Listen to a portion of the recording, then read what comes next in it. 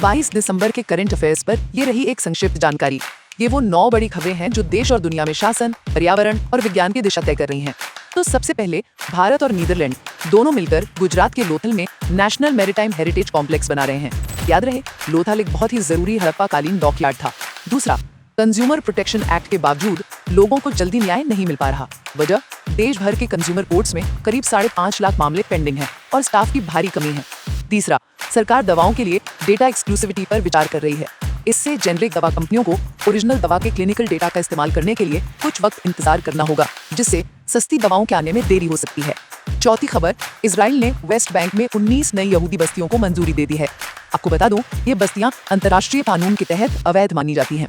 पांचवां, भारत में छठी अखिल भारतीय बाघ गणना शुरू हो गई है। दुनिया की लगभग 75% बाघ आबादी हमारे देश में ही है। छठी बात, निकोबार की जनजातीय परिषद ने 81,000 करोड़ रुपए की ग्रेट निकोबार परियोजना पर गहरी चिंता जताई है। उनका कहना है कि इससे निकोबारी और शोम्पेन जनजातियों पर बुरा असर पड़ेगा।